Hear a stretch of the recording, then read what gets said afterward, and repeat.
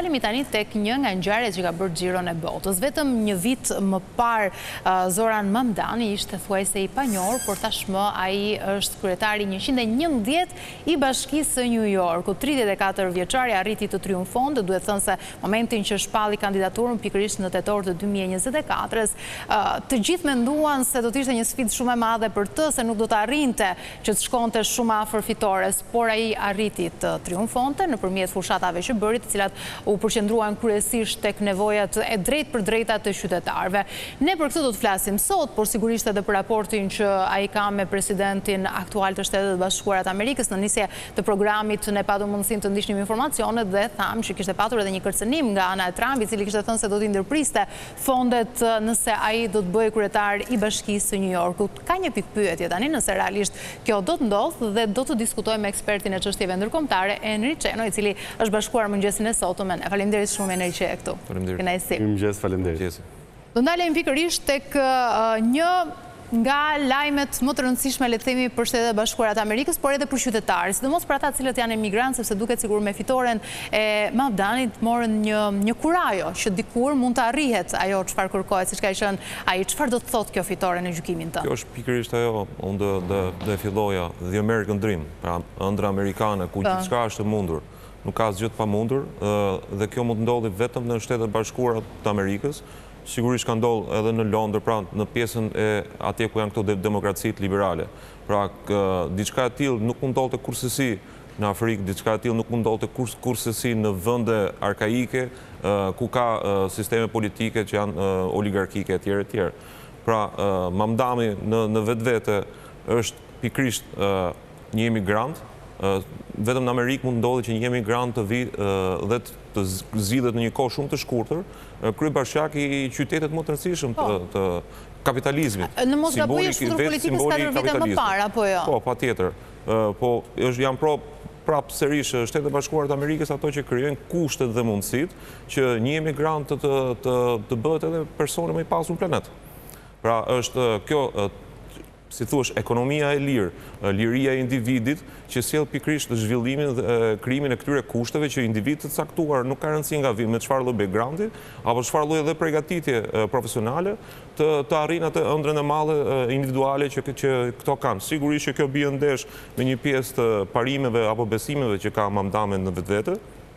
Ai ka këto mendimet pak si tepër socialiste për kushtet aktuale që ka Shtetet e Bashkuara të Amerikës, është kundër, si thosh, tregut të lirë, pra ai po kërkon disa nga premtimet e tij, nuk e di nëse do jenë të realizueshme. Sigurisht që Shtetet e Bashkuara, sidomos votuesi i New Yorkut këtë radhë ka votuar, sipas perceptimit tim dhe opinionit tim dhe analizës që unë i bëj, ka votuar me emocion. Pra Mamdani ishte një individ që doli kundër establishmentit politik, fillimisht establishmentit politik të partisë së tij, pra demokratëve, pas edhe financiar. Sepse është diskutuar që Mamdani fitoi betejën kundër republikanëve dhe presidentit Trump. Po kjo nuk është e vërtetë, ai betejën e pati me partinë e tij. New Yorku ne e dim që prej republikanët kanë spaku 24 vjet që nuk fitojnë bashkinë e New Yorkut dhe akoma dhe më shumë në lidhje me guvernatorin e Shtetit të New Yorkut. Në fakt pra ka qenë zonë totalisht e majt. Ka qenë pjesëmarrja më e madhe në votime deri nga viti 1969, në mos gaboj. Megjithatë, kur vjen puna tek fushata, ka bërë një punë për tu admiruar, apo në raport me dy kandidatët e tjerë. 100.000 vullnetarë të përfshirë, 3.3 milion dyer të trokitura, thoshte, 4 milion telefonata, pra duket që ka qenë i përfshirë dhe ka dashur patjetër këtë fitore. Nëse do bëjmë një krahasueshmëri, fushata nuk ka shumë diferencë apo ndryshim në mënyrën e përgatitjes së saj me fushatën e presidentit Trump në vetvete. Pra, edhe ai pati rekorde në këto takimet, pra trokitjet derë dhe edhe fondet e mbledhura nga fondet minimale, pra këto që vinë nga qytetarët e thjeshtë. Ne mund të themi sigurisht që është ngretur një paralelizëm tjetër që ky u përball me oligarkinë, po në vetvete oligarkët e New Yorkut, pra këta bilionerët të pasurit e New Yorkut, patën një lloj ndarje. Një pjesë e tyre votuan jo se kishin ndonjë parapëlqim për figurat e tjera politike, pra kishin figurat e lodhura politike, pra ndaj thashë më parë që qytetarët e New Yorkut votuan me emocion, pra votuan e mbështetën Mamdamin se ky doli hapur kundër establishmentit politik. Pra kemi Andrew Cuomo, është një figurë vjetër politike, është një establishment politik, do themi, sepse babai i tij ka qenë më parë guvernator, më pas ky zëvendësoi guvernator, ky ka qenë edhe pjesë e ekipit të kabinetit të presidentit Clinton. Dhe tashmë garoi sërish, pra qytetarët donin ndryshim dhe i dhanë mundësinë Mamdamit në këtë rast për ta votuar edhe masivisht. Por garancia më e madhe e demokracisë Shtetet e Bashkuara të Amerikës në vetvete nuk janë thjesht institucionet demokratike që janë krijuar që nga 1776, kur Amerika u krijua dhe kushtetuta e baballarët e kombit, pra krijua një sistem politik demokratik duke marrë dijen e gjithë vendeve apo perandorive të mëparshme dhe duke krijuar kështu Shtetet e Bashkuara të Amerikës, por garancia më e madhe e demokracisë janë vetë qytetarët. Pra t'japin mundësinë dhe nëse ti nuk i realizon premtimet e tua, mbas 4 vjetësh sigurisht votojnë kundër teje. Dhe unë besoj Mamdamin në kushtet ku ndodhet sot politikisht, do ta ketë shumë të vështirë për të realizuar pjesën më të madhe të premtimeve të tij. Pra është pothuajse pamundur të realizohet transporti urban falas. Është pothuajse pamundur, pra ajo që është qyteti simboli i kapitalizmit, e ka pothuajse të pamundur të dalë nga status quo-ja vet, mënyra se si është krijuar qyteti, historia e qytetit dhe të ofrojë diçka që t'japësh transport falas për një qytet që nuk flet kurrë, pra praktikisht metropoli më i madh në botë duket pothuajse. Ai ka bërë edhe një premtim tjetër që do vendosi, do fiksoj çmimet për qerat, pra për çmimet e shitjeve të apartamenteve, janë një sër premtime që dalin, si të thuash, nga mentaliteti dhe mënyra se si është krijuar vetë qyteti në vetvete. Nëse ne do vetëm disa statistika, pra Mamdami, statistikat e parë që kanë dalë pas zgjedhjeve, kanë patur mbështetjen e 85% të emigrantëve, pra të rezidentëve newyorkez, që kanë më pak se 5 vite rezident në New York që jetojnë atje. Po ndërkohë nga krau tjetër e kanë mbështetur vetëm 35% të atyre që kanë lindur në New York. Pra sigurisht tu kuptohet edhe ajo betejë e famshme ndërmjet majtës dhe djatës filozofikisht në Amerikë. Pra kemi Trumpin, kemi guvernatorët e tjerë republikanë, kemi vetë Partinë Republikane dhe përfaqësuesët e saj, të cilët kanë shtyrë përpara politika për të patur një lloj emigracioni të kontrolluar, ndërkohë nga krau tjetër demokratët shtyn për një emigracion masiv. Me sa duket, kjo ka synim totalisht elektoral. Ndalemi pak të ky raporti që ka me presidentin Donald Trump, nëse referohemi edhe reagimit që pati Trump. Si mendoni se do të jetë marrëdhënia mes të dyve tashmë që edhe është finalizuar, zyrtarizuar mandati i Mamdanit? Donald Trump është të gjithë karrierën e tij si përmarrës e ka të krijuar të ndërtuar në New York. Pra ai para se të të angazhohej politikisht, ishte pjesë e elitës e New Yorkut. Dhe ai ka qenë donator i kandidatëve të ndryshëm si për bashki, si për guvernator, apo dhe për president të ndryshëm. Pra si majtës, si djathtë, deri në momentin që u angazhua tek Partia Republikane. Kështu që ai ka një lloj ndjeshmërie apo dobësie për qytetin e New Yorkut. Mund të mos i pëlqej politikisht se si po udhëhiqet New Yorku në këto 2 apo 3 dekadat e fundit, por sigurisht që si president e ka detyrim edhe jo vetëm politik, por e ka dhe detyrim ligjor për të patur një marrëdhënie me kryetarin e bashkisë, si thuash, ndërsjellje në nivelin e taksave, për buxhetimin pra qeveria federale, qeveria qendrore është detyruar të lëvrojë disa fonde për bashkinë e New Yorkut, të cilat ligjërisht edhe nëse Donald Trumpi mund kërkoj për t'i bllokuar këto, është e pamundur, sepse ka mekanizmat çliruese, pra shteti amerikan i ka parashikuar edhe për ballet e tjera politike. Por ajo që unë shikoj është që problemi më të madh Mamdami nuk do ta ketë me Donald Trumpin, do ta ketë me guvernatorin e partisë së tij në New York.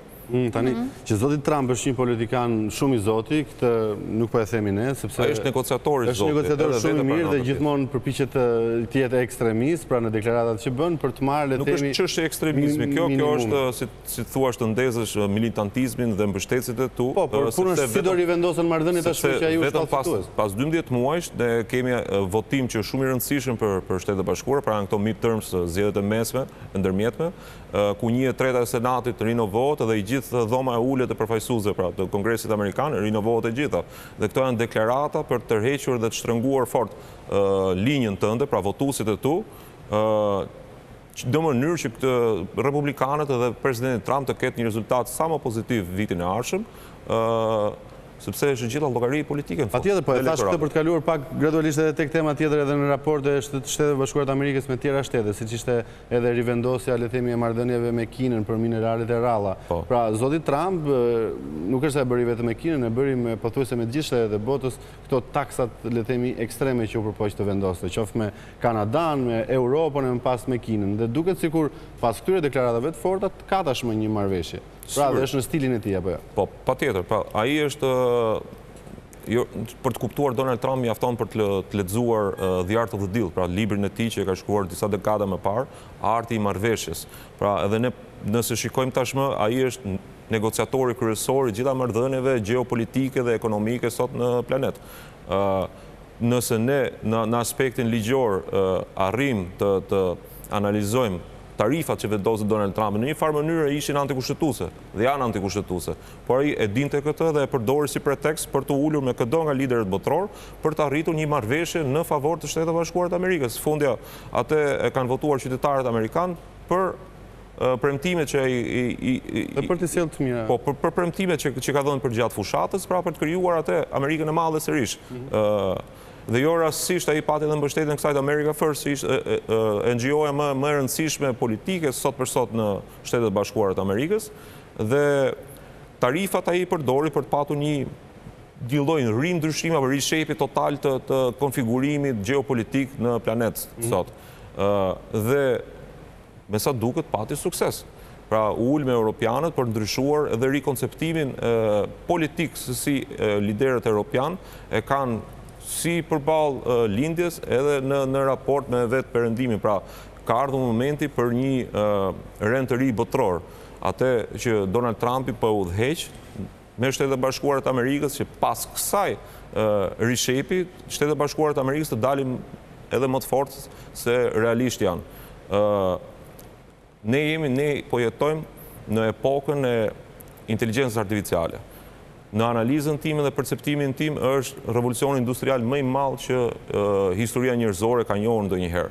Pra, ne jemi në epokën e inteligjencës artificiale, të data centers, të blockchaineve, pra teknologjia po avancon, dhe sigurisht që shumë shtete nuk po e kuptojnë. Brukseli në vetvete është ende në gjumë letargjik, pra nuk po ndërmarrin, burokracia në vetvete e Brukselit është shumë e madhe, pra ymë në ato konceptet dhe filozofit politike, shteti i madh, shteti i vogël, midis djathës edhe të majtës, por Brukseli në vetvete është një këtë gjumë letargjik dhe kërkohet një lloj rrëzimi sa më të shpejt për ta kapur këtë trenin e inteligjencës artificiale. Dhe këtë Donald Trump po e bën më së miri edhe nëpërmjet deklaratave që na duken atipike në vetvete. Por meqenëse se po krijohet ky konfigurimi i ri gjeopolitik i pushtetit global, rendi i ri botror, perëndimi duhet marrë rëndësinë e saj dhe ne këtë mund ta shikojmë edhe në takimin që u realizua në verë në Alaska. Nuk ishte e përzgjedhje e rastësishme Alaska në vetvete për takimin Trump-Putin. Aty u vendosën, si thosh, themelet bazë ku unë besoj që është diskutuar shumë më pak për Ukrainën se sa për marrëveshjet, qoftë edhe për Alaskën, pra është një territor që ndahet midis Rusisë dhe Shtetet Bashkuara të Amerikës, por është një hapësirë gjeografike shumë e pasur me minerale të rralla, të cilat nevojiten për zhvillimin e teknologjisë dhe inovacionit. Edhe për sa i përket paqes që duhet bëjë Rusia me Ukrainën, Amerika ka shprehur interes për mineralet e rralla, pra nëse do të arrijë një lloj marrëveshje. Kush zotron mineralet e rralla, zotron lëndën e parë për mikroprocesorët, që janë shumë të rëndësishëm për teknologjinë pra për këtë revolucion industrial. Revolucioni industrial që ne njohim në histori krijoi perandurinë britanike. Pra ndryshoi mënyrën e të jetuarit, të punuarit edhe gjithçka tjetër. Pra ne po jetojmë një epokë ndryshimit të madh. Dhe Donald Trump e ka kuptuar, sigurisht edhe liderët e tjerë, Xi Jinpingu nga krau tjetër, sepse pjesë më të madhe të mineraleve të rralla i zotron Kina. Dhe Donald Trumpi nëpërmjet marrëveshjeve gjeopolitike dhe financiare, ekonomike, tregtare që po krijon në vende të ndryshme, dhe kjo u palë në vizitën e fundit të tij në lindjen e largët, pra arriti të bëjë marrëveshje me shtete kufitare me Kinën, duke i shkuar deri në kufi Kinës. Pra, ai e ka kuptuar që rivali i madh i Shtetit Bashkuar të Amerikës nuk është më Bashkimi Sovjetik, nuk është Rusia, por në vetvete është Kina, është ky prodhues i madh, dhe këtu ka një dualitet dhe një garë të edhshme ndërmjet Shtetit Bashkuar të Amerikës dhe Kinës. Dhe në një farë mënyrë Donald Trumpi me marrëveshjen që arriti me Xi Jinping, si të thuash, e uli në tavolinë, nuk po dua të përdor termin e nënshtroj, por arriti ta çojë Shtetet Bashkuar të Amerikës, po. Amerika, pra rimori atë që i takonte. Megjithatë ne jemi përballë në një farë mund ta themi sundimi global ekonomik nga ana e Shtetit Bashkuar të Amerikës. A ka një lloj impakti që mund të vijë edhe ke Shqipëria si është? Si do të ndikojë kjo, qoftë në botë, po mbi të gjitha nëse e lidhim pak me Shqipërinë? Nëse ne hymë në filozofinë e Trumpit për ndarjen e zonave të influencës, pra ka një lloj ndryshimi me atë Amerikën e dikurshme. Pra Amerika nuk kërkon të udhëheq më me ushtri, po kërkon të udhëheq me tregti, nëpërmjet financave, nëpërmjet marrëveshjeve, dhe kjo në aspektin tim si e shikoj unë në ditët e sotme është diçka pozitive. Sigurisht nëse do kthehemi prapë sërish te filozofia që Donald Trumpi apo Henry Kissingeri, ky babai i diplomacisë amerikane, e kanë të bazuar tek përplasja e qytetërimeve e Huntingtonit. Pra në atë po të shikojmë në marrëveshjet që po ndahen territoret e influencës, dhe Shtetet Bashkuara të Amerikës nuk po kërkojnë më të udhëheqin të gjithë territorin global, pra po ndajnë, po japin influenca, dhe sigurisht në zonën e lindjes mesme kemi rifuqizim apo fuqizimin e Arabisë Saudite, por kemi edhe Turqinë, rajoni i Ballkanit sigurisht që i takon Bashkimit Evropian, pra kontinentit evropian. Dhe problemi më i madh që ne po hasim sot është që shtetet europiane, pra Brukseli, është akoma në një lloj atipie, në një lloj përgjumje, si në nivelin e marrëveshjeve tregtare, si në nivelin gjeopolitik. Pra nuk po e kuptojnë që ka nevojë për një zim për të kuptuar se drejt çfarë ane po shkon sot bota. Sigurisht që territori i Ballkanit, nuk Shtetet Bashkuara të Amerikës kanë probleme shumë të mëdha sot, pra kërkojnë të zgjidhin këto marrëveshje tregtare, kërkojnë të zgjidhin problemet me Kinën dhe me zonën e Azisë. Ka një rritje të influencës së tyre në zonën e Amerikës Latine, pra Amerikën Latine ato e konsiderojnë si bekjardin e vet, ndërkohë që Ballkani duhet të jetë bekjardi i Gjermanisë, i Brukselit në vetvete. Por ne dim që trupat amerikane nuk është se do lëvizin nga rajoni, edhe pse akoma ka një lloj jo përgjumje të diplomacisë amerikane në raport me rajonin, por ne duhet të jemi mjaftueshmërisht inteligjent për të tërhequr vëmendjen e tyre, pra për të thithur sa më shumë investimet drejt për drejt amerikane, të cilat janë të pakta në rajon. Por me ideologjinë e re të Trumpit dhe të administratës së tij, ai kërkon që mos ta përhapi gjeopolitikën dhe pushtetin e tij dhe të Shtetet Bashkuara të Amerikës nëpërmjet ushtrisë, por nëpërmjet financave dhe korporatave amerikane. Dhe këtu duhet hyrë inteligjenca e leadershipit politik të rajonit, dhe nuk flas vetëm për Shqipërinë, por edhe për shtetet rreth e përqark, për të tërhequr sa më shumë investime amerikane. Me sa dije unë kam edhe nga takimet ndërkombëtare që kam patur, por edhe me lidhjet që kemi sot me drejt për drejt me administratën e presidentit, ato janë të hapur për të sjellur investime në rajon. Shqipëria sigurisht që është një treg i vogël, por mund të bëhet një treg më i madh nëse përfshihet i gjithë rajonet. Absolutisht, kështu që ka impakt pozitiv në zhvillimi të përmbledhur. Jeni faleminderit shumë që ishe mëngjesin e sotëm me ne. Ne do të shkojmë në publicitet, rikthehemi vetëm pas pak me të tjera tematike, do të flasim vetëm pas pak për projekt buxhetin tashmë të miratuar, themi për vitin 2026 dhe kryesisht për pensionet. Qëndroni me ne.